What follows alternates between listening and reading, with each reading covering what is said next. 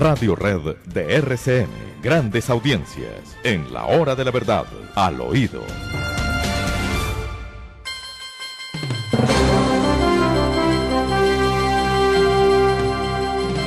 Al oído, William. Este fin de semana en Villa de Leyva me reuní con varios radioescuchas de esos fieles en la hora de la verdad. Y muy preocupados con el tema del exprópiese, de lo que está haciendo aquí el señor Peñalosa.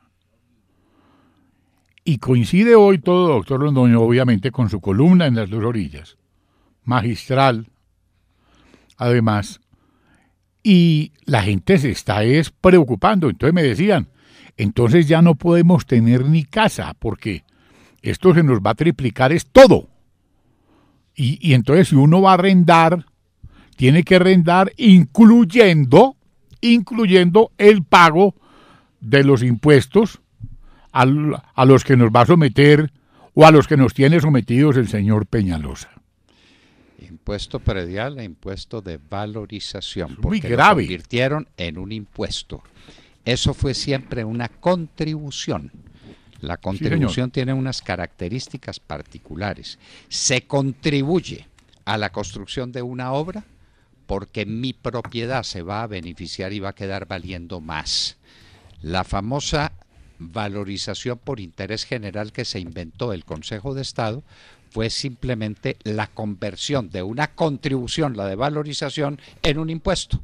Y entonces para el año entrante Peñalosa nos tiene ya el predial, que está impagable, claro, más otro impuesto que va a ser igual al predial, que lo va a llamar de valorización para construir 35 obras y volver a pasar ante la posteridad como el alcalde que hace muchas cosas.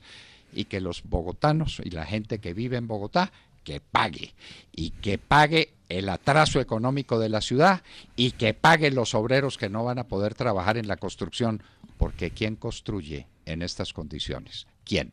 Entonces me decían los contertulios en una animada reunión, toda en torno a la hora de la verdad. Bueno, y yo, por ejemplo, que soy socio del Country Club, sabiendo la animadversión que nos tiene este señor, ¿qué no irá a pasar? Ya duplicó el avalúo catastral de esos terrenos. Sí, pero no les ha pagado la expropiación, además. Ya los duplicó. Bueno, entonces, y eso por toda la ciudad. Entonces a uno le llega la noticia. O sea que a un pulmón, como sí, usted no lo decía esta mañana. El único que tiene la ciudad. El único. Usted ve la ciudad y de pronto ve una cosa verde, bellísima, sí, hermosa, y dice, ¿esto qué es? No, pues eso es el Country Club de Bogotá. Árboles hermosos, lagos, agua, vida. Y entonces hay que caerle encima porque el señor Peñalosa tiene un viejo resentimiento, se quiere desquitar, hace lo que le da la gana, aumenta el avalúo catastral de una cosa que no tiene valor catastral, porque el valor catastral está referido a un valor comercial. El Country Club no está en el comercio, no está hecho para comerciar. Y entonces, hágame el favor. Pero eso no es un tema del Country Club, ese es un tema de toda la propiedad raíz en esta ciudad, William.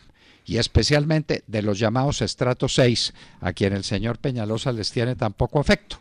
Entonces todos esos avisos que uno ve en los apartamentos. Es eso. Es la gente que no tiene con qué pagar el impuesto predial. No me diga. Y eso que no le han hecho cuentas al impuesto de valorización. Más adelante vamos a hablar con un concejal de Bogotá y le vamos a preguntar esto cómo es. Ah, claro. ¿Cómo es la cosa de las obras por valorización que no valorizan? Porque, pues, ¿y dónde están las obras?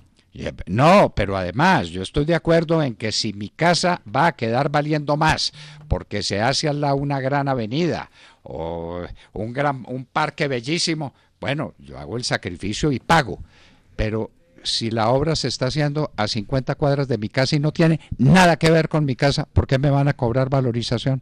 ¿Por qué?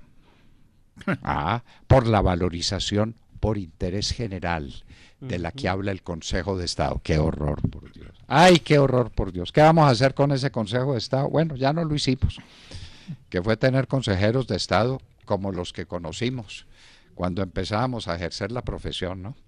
Cuando uno tenía de consejero de Estado a Miguel Lleras Pizarro, y tenía de consejero a Álvaro Pérez Vives, y tenía de consejero a Alberto Zuleta Ángel, y tenía de consejero pues a los que eran consejeros Y a de Marco Estado. Velilla ahora también. Bueno, muy bien, muy bien. Y entonces ahora tiene los consejeros de Estado, pues a la doctora fulana y al doctor Yepes, que llegan ahí por intrigas políticas, porque no tienen otro argumento en su favor. No han escrito un libro, no han sido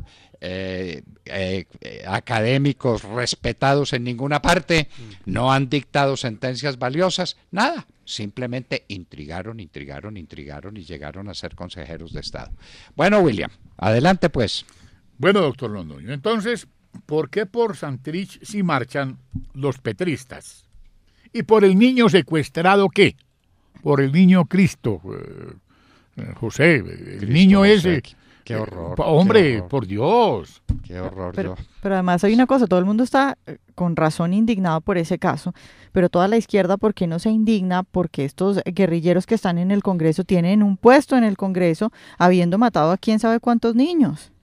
Claro. Y habiendo secuestrado a cuántos. Niños pidiendo ver al papá porque tenían cáncer. Ay, vamos a morir. Lo que Déjenme llaman- ver a mi papá, yo me quiero morir viéndolo. No, Lo no. que llaman el reclutamiento de niños, que era eso, secuestro de niños. Estos que están aquí en el Congreso son los secuestradores de niños. Todos los niños, todas las niñas que fueron a las filas de las FARC fueron secuestrados. Y no de otra manera se puede entender que asuman un fusil y que se pongan de esclavitos sexuales y hacerle los mandados al jefe del grupo. Yo recuerdo en una operación militar que cercaron a unos bandidos de las FARC y de pronto, cuando ya iban a dar la orden final de asalto, descubren que lo que tenían al frente eran unos niños. Estos bandidos, estos canallas, cogieron a los niños y los tiraron al frente para que los soldados mataran a los niños. Ay, no. El Claro. comandante de la operación dio la orden de detenerla. Dijo, no, pero ¿cómo voy a matar unos niños? ¿Cómo los voy a matar? Y esos son los que están en el Congreso. Esos. Los que hicieron eso y los que son capaces de aplaudir una cosa de esas. Y por eso un secuestro como el de este niño, no son capaces de condenarlo. Ni decir, a ver, ¿esto cómo es? No podemos aceptar el secuestro de un niño. Pues que no puede ser. Una sociedad donde se secuestra a un niño, se roban a un niño, que no vuelve a aparecer, es una sociedad que no es viable, que no es posible. Así de sencillo. Ahora sí entiendo por qué le reclaman a Juanpa en los aeropuertos internacionales, lo rechiflan, le dicen ladrón, le dicen de todo, porque la gente de otros países lo señalan y sale como perro. Y eso que no ha tenido todavía ocasión el mundo de saber cuánto es el dinero de Juan Manuel Santos. Ni le han seguido la pista a los apartamentos o al apartamento que tiene allá en Londres. ¿No? Sí, exactamente. Ay. Exactamente. Quiere que sigamos la lista y de los bienes que tiene por aquí en el Caribe, con ciertos amigos de él que dictan cátedra desde el diario El Tiempo y que no explican qué es lo que tienen aquí. Bueno, sigamos, Willy. Bueno, doctor Londoño, entonces ya nos referimos a su columna, ahora hablemos de las marchas universitarias. ¿Y la ministra dónde está? Hay marcha el 10 de octubre. Organizada por la izquierda. Pasado mañana. Sí, señor, pasado mañana. Bueno, ¿y qué piden? Más qué dinero. piden? Más ¿Qué dinero más? para dinero? las universidades públicas, doctor Bueno, Fernando. perfecto. Y Pero ¿sabe explican qué de- es lo que es o lo que llama la atención de esto? Que estos de las universidades públicas, no todos claramente, pero sí los que salen a encabezar la marcha y a la famosa protesta social que llaman ellos, son los primeros en incendiar, apedrear, romper, dañar todo lo que tiene la misma universidad pública. Muy Porque educados, para ¿no? poder tirarle piedra al ESMAD y a la policía, al ESMAD que carga un bolillo porque no carga nada más, al ESMAD lo que hacen es desmantelar la universidad, dañar las rejas, dañar los ladrillos para poder tener insumos y fabricar cócteles para tirarle encima a la fuerza pública. Pero más Esos cultos, mismos muy que dañan cultos, la muy universidad educados. son los que están diciendo que no hay plata para la universidad. Vea, Bueno. yo siempre me he preguntado, cuando hacen protestas los de la pedagógica, que no es más que vandalismo, esos son los señores y esos son los futuros profesores que van a educar a los niños en Bogotá, imagínese eso. Sí, señora. Los En de la Bogotá y Nacional, en todo sí. el país, en todo el país. Pero yo me hago una pregunta que es más simple. Yo salgo a protestar porque la educación pública tiene muy pocos fondos. Entonces, tengo que estar haciendo una propuesta. Denos tantos billones de pesos más. Y aquí le digo la fórmula, sáquelos de alguna parte. ¿De dónde quieren que los saquen? ¿O serán los que acuden a la vieja fórmula de acabe el ejército que ya no se necesita porque como estoy en ¿Cómo le parece? Los posconflicto? mismos. Por eso. Los mismos. Bueno, muy bien. Sí, sí, sí. Entonces, que no haya ejército y que no haya policía. ¿Cómo le parece? Y entonces, denos plata para educación, para que todo bandido haga lo que le dé la gana en Colombia, que es lo que están haciendo ahora. A propósito, descubrimos que el asesino de los geólogos no era, ¿cómo se llama? Cabullo. Cabullo, sino que era Garbanzo. Y lo descubrimos después de que cogieron a Garbanzo. Sí, claro. De Garbanzo. Yo decía, pero esta vaina tan rara, se les descabulló entonces se cogieron, encontraron un garbanzo. Bueno, y entonces ya descubrimos que Garbanzo es el asesino y Sí. que Cabullo no vale la pena. No, pero que Cabullo fue el que le dio la orden a Garbanzo, porque luego busqué la noticia por otro lado y me dice la noticia que Cabullo le dio la orden a Garbanzo. O sea que se les quedó suelto el cabullo, se les descabulló. A propósito, doctor, ¿qué se hizo Guacho? Cuénteme No, aquí, nada. pues aquí, porque el doctor, el general Alberto Boré Mejía, como que se tiene eso guardado para él, muy tímido para contar esas cosas. No, pero ¿quién va a saber dónde está Guacho? Pues yo creo que está con Cabullo y con Márquez y con el Paisa. ¿Que dónde están? Ni idea, ni idea. Nadie sabe dónde está ninguno de esos bandidos. Entonces, Eso es ¿Y una dónde- vergüenza, derrota tras derrota. Se les ¿Y dónde pierde está- uno, se les escapa el ¿Dónde otro. está Pacho Chino? Dígame. sí. ¿Dónde está Fabián Ramírez? Dígame. Bueno, ¿Dónde está Joaquín Gómez? Dígame. ¿Y cuándo van a extraditar a Santrich? ¿Y Eso cuándo? depende de Bueno, quién, mejor dicho. ¿De quién depende extraditar a Santrich? Depende de alguien que tenga pantalones. Ah, ya entendí. Porque ya. eso se lo Listo. pasaron a la JEP para que la JEP averigüe si eso fue antes o después de cierta fecha.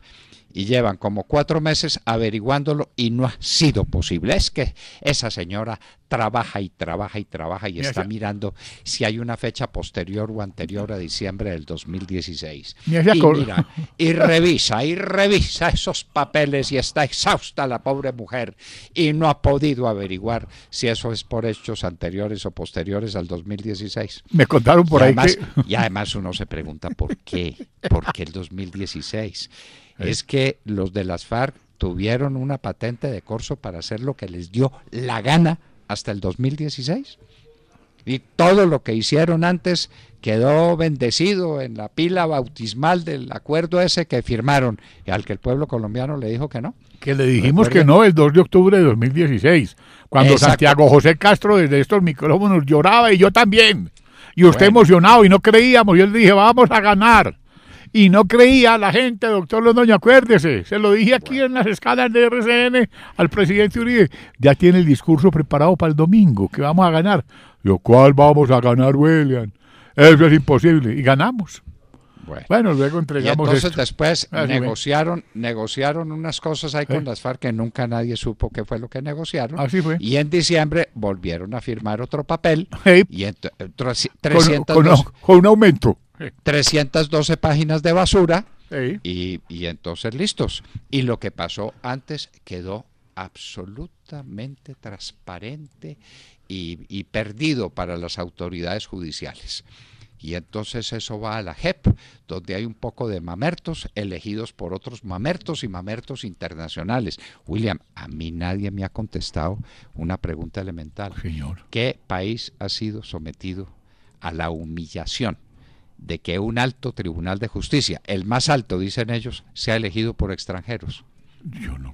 Sí. A ver, dígame Pues qué no. país, qué Paraguay, qué Nicaragua, ¿dónde un país de América ha sido sometido a esa humillación? Es que yo le voy a nombrar jueces internacionales y como usted no lo sabe nombrar, le traigo 3 extranjeros, más una farmacéutica local, Ay, vaya. más un magistrado izquierdista, para que entre los 5 elijan los de la JEP. Una magistrada, una magistrada que cura callos, clavos y verrugas. Allá en la farmacia. No, esto sí no. Esto sí no se concibe. No se concibe, doctor Londoño, la situación. Aquí todos los días están aprendiendo a navegar aprendiendo a nadar en medio de un naufragio. Es la verdad. Y cuando usted vea, es que usted hablaba ahora de cómo se me había ido la paloma y afortunadamente la cogí antes de que Peñalosa me la mandara a matar. Me la cogí de las plumas. Y cuando usted lo buscó la embajadora Peterson, ¿cómo es? Patterson, ¿cómo es? Ann Patterson. Ann Patterson, y le dijo, óigame, ministro, usted es la única parte del mundo donde a uno lo llaman tanto a decirle que necesitan el avión de la DEA para mandar unos tipos para Estados Unidos. ¿Y por qué aquí con Santrich no pasa lo mismo, doctor? Bueno, pues no pasa lo mismo con ningún bandido o narcotraficante. Ah, ya. Y por eso nos está pasando lo que nos está pasando. Sí. Estos bandidos aquí se mueren de la risa de la Claro. justicia colombiana. Les importa una higa. Saben lo que les pasa con la justicia de los Estados Unidos, que es seria y que el bandido tiene que pagar allá sus delitos. Entonces tiemblan y por eso le tiemblan a la extradición. ¿Recuerda aquello que preferimos una tumba en Colombia a una cárcel en los Estados Unidos? Claro. ¿Se acuerda? Sí, Es señor. el lema de Pablo Escobar y de los extraditables. Y de Carlos Leder y todo, ¿saben? Sí. ¿Y a cuánta gente asesinaron los extraditables? Ay, Dios. De miedo a irse a una cárcel en los Estados Unidos. Y mire, pues, Y mire, y finalmente vea a los Rodríguez Orejuela dónde pararon, ¿no? claro. Eso, ahí terminaron ciertos Temístocles y ciertos tipos y el Tartufo y tal por quitarme los derechos políticos, pero están en los Estados Unidos sus amigos. Claro, Es decir, y al coronel Plaza les amparon 8 años. los Rodríguez Orejuela están en una cárcel en los Estados Unidos purgando sus delitos. Ay, María. Estas son las cosas que a uno le duelen en lo más profundo del alma y uno dice, Bueno. Lástima, hombre, Le lástima. recomiendo que vea un blog de esos que se llama El Expediente, Sí, señor. donde aparece una niña muy, muy capaz, muy, muy ágil. No recuerdo el nombre en este momento, hablando de Daniel Coronel y de sus amistades con Perafán y con el Bandy Villegas. Voy a ¿No? buscar.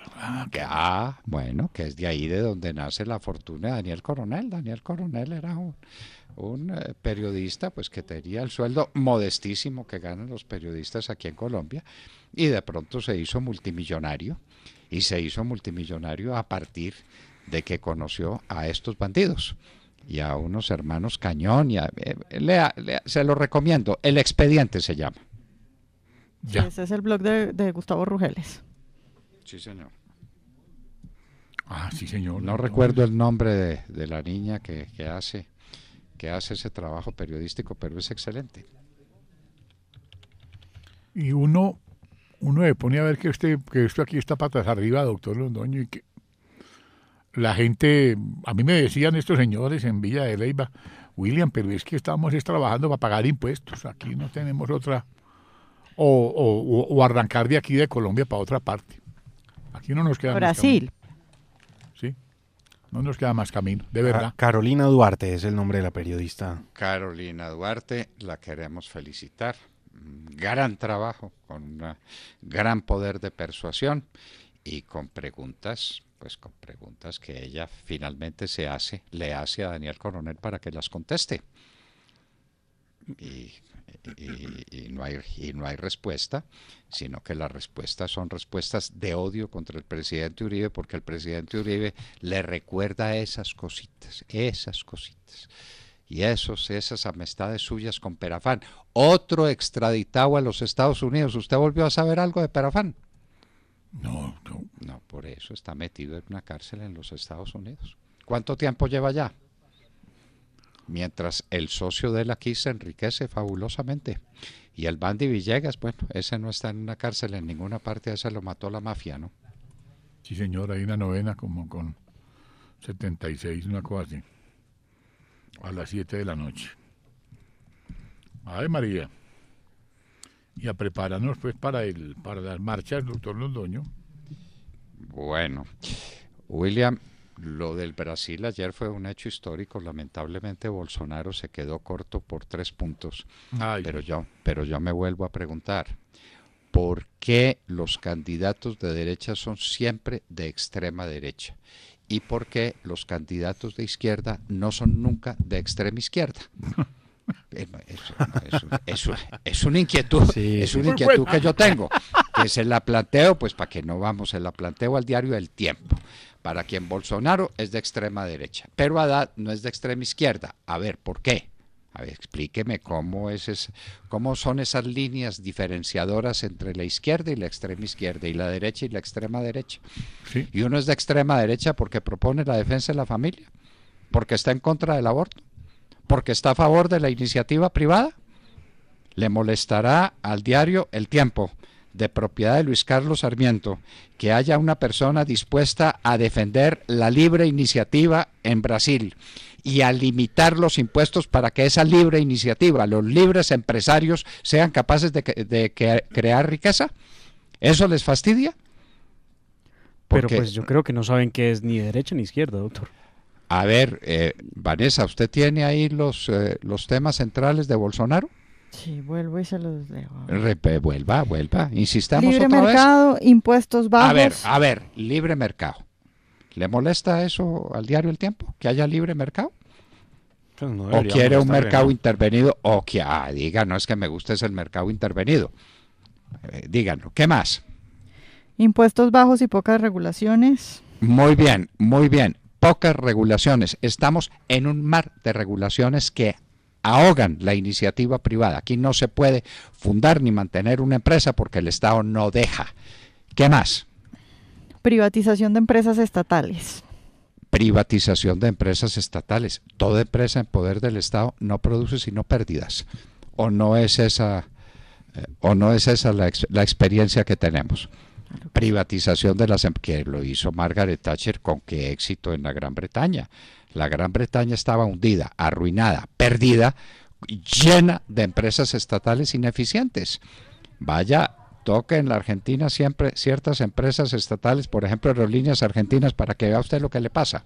No, pues el Bueno, desastre. ¿qué más? Mano dura con los delincuentes. Recordemos que Le- él es amigo del libre porte de armas. Muy bien, pero mano dura contra los delincuentes. ¿Eso será ser de extrema derecha? Sigamos. Cerrar la embajada de Palestina en Brasil y por último no al aborto y defensa de la familia. No al aborto y defensa de la familia. Entonces uno es de extrema derecha cuando le parece mal que asesinen a los niños por nacer.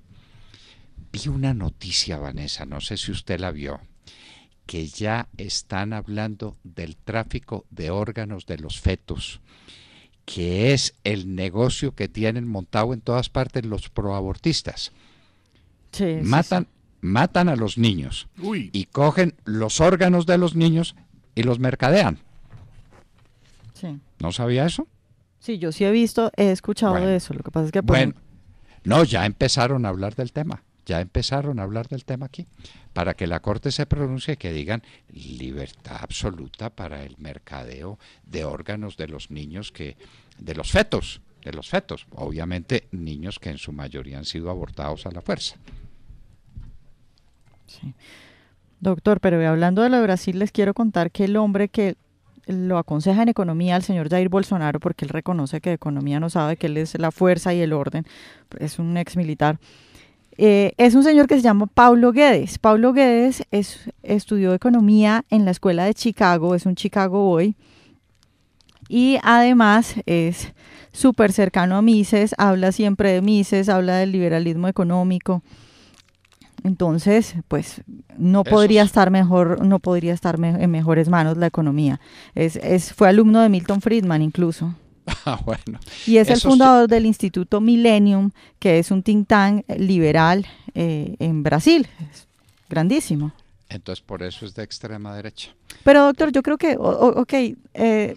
creo que también ahí hay una parte de que este señor Jair Bolsonaro sale y dice, a mí no me da pena decir que soy de derecha. El hijo, por ejemplo, sale y dice, a mí no me da pena decir que las mujeres de derecha son más bonitas que las de izquierda. Y yo creo que ese es el discurso tipo Trump que dice lo que piensa y que a la gente le gusta. Es el despertar del gigante dormido, de esa gente que bueno, le da pena decir eso, pero cuando alguien va y lo dice, va y le da su voto. A mí no me da pena ser de derecha, no es la derecha vergonzante que hay en toda la región. La pregunta que habría que hacerle a todos estos periódicos que lo tildan de extrema derecha es si es que eso es ser malo, si es que todas esas cosas que dijimos ahorita es malo. A mí eso pues de que sean más bonitas las mujeres de derecha o de izquierda o más bonitas las de izquierda que de derecha me parece un chiste. Pues eso, la belleza de las mujeres no puede definirse por el tipo de ideas que sostengan. No, doctor, porque sí, bueno, pues cada quien tendrá su opinión, pero yo les veo razón porque las de extrema izquierda pues no se arreglan, claro, huelen feos, son hippies. Pues. Yo le veo razón, pero pues cada quien. No, el aspecto es ese, sí. Ah, bueno, si es por eso. Además son como vagas. como desarregladitas. Sí, son vagas. Bueno, No tienen espejo en la casa. Bueno, William, usted que es experto, explíqueme qué es la cocaína rosada. Porque es... ¿Cómo que yo que Usted es experto en cocaína. No, Venga, pero gordo, ¿por qué vea, ¿cómo pues. lo graduaron de experto de qué? No, uno puede ser experto sin ser consumidor. Ah, Yo no, no, estoy diciendo que es no. consumidor de coca, sino que es experto en temas de cocaína. Entonces ahora parece que lo in es consumir cocaína rosada. Parece que es de una peligrosidad terrible, que es de un poder espantoso, como alucinógeno. Pero ¿en qué consistirá la cocaína rosada? Sí, toca darle una revisada. Es peor que cualquier cosa, es fuertísima y causa un daño aún peor que la cocaína, pues la normal, podríamos decirlo, ¿no? Y hay alarma Hace en las poco autoridades sacaron sanitarias en el mundo. en esos especiales que hacen en televisión sobre diferentes casos, el caso de un chico que se había vuelto adicto a la cocaína rosada. El papá lo entrevistan y el papá dice, llegó un punto en el que yo dije, si yo no lo encierro, lo que nos decía acá nuestro entrevistado, el cardiólogo Vega, el papá dijo, llegó un punto en el que yo decidí, lo voy a encerrar, porque si lo dejo en la calle, lo van a matar, se va a morir, lo que sea, hay que encerrarlo. Lo encerraron y el chico se suicidó, porque no tenía acceso a la cocaína esta rosada. Vea que es un invento no tan nuevo. No, Desde del 1974 está. Estoy viendo acá Sí. también, sí, desde el 74. ¿En qué consiste, Demar? ¿En qué son consiste? drogas Es una droga sintéticas. sintética. Ah, no es cocaína. No, es cocaína. no. Ah, es droga sintética. Sí, señor. Bueno, recuerden un reportaje que nos hizo aquí Cristina Londoño sobre el éxtasis, cuando apareció el éxtasis en los Estados Unidos, que lo llamaban también la droga del amor, porque le daban éxtasis a unas niñitas de 14, 15, 16 años y les desaparecía todo sentimiento de repulsa a lo que hicieran con ellas. No se daban cuenta, especialmente en materia sexual.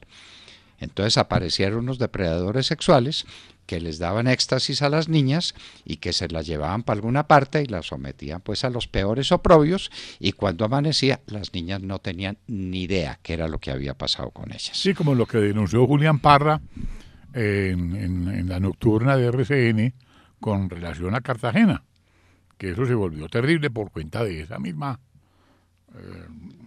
cocaína rosada, como se llame. 15 veces más cara que la cocaína tradicional. Ah, bueno, entonces por eso veo que es muy in, Sí, ¿no? para Claro. altos círculos sociales. Para altos círculos sociales, hágame el favor, lo que pasa con esos jovencitos. Sabrán los padres dónde están sus hijos. William, Señor. a usted no le dio tristeza, yo le quiero decir que me dio una tristeza, pero una tristeza suave, de esas melancolías que al mismo tiempo son consuelo, de la muerte de Don Chinche, porque fue volver a encontrarme con él, con Héctor Ulloa. Sí, Era un personaje tan amable, tan querido, querido. tan gentil.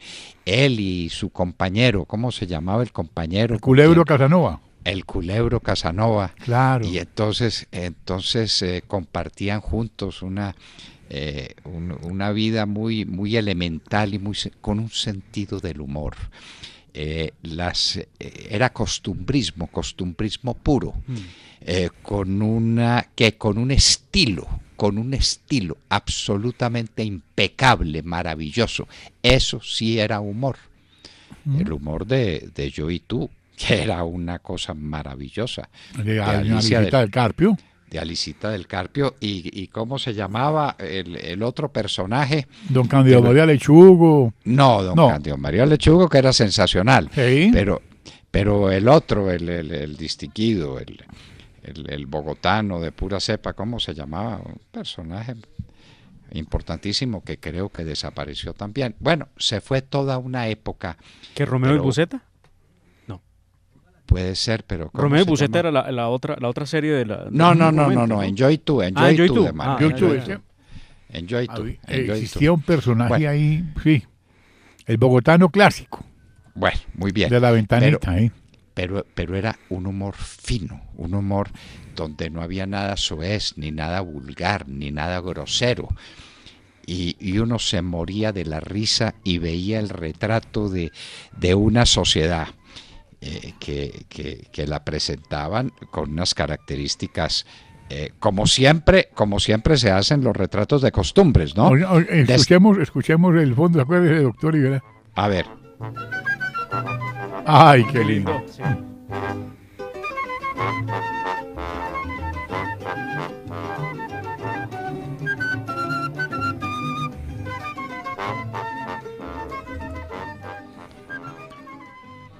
Bueno, épocas felices. Que Y ahí por también felices se participaba Néstor Humberto Martínez Salcedo, el papá del fiscal. del fiscal, Sí. que era un hombre Un extraordinario genio. también. El maestro Salustiano. Salustiano Tapias. Salustiano Tapia. Ay, no. Qué hombre, qué artista. Artista es que es capaz de llevarnos a una realidad amable y querida y gentil y que nos llena de emoción con eso. Como hubo aquí varias telenovelas. La de Café, por ejemplo. Uy, ¿Cómo, la Casa de las Dos Palmas. ¿Cómo se llamaba la de Café? Donde estaba Café con aroma de mujer.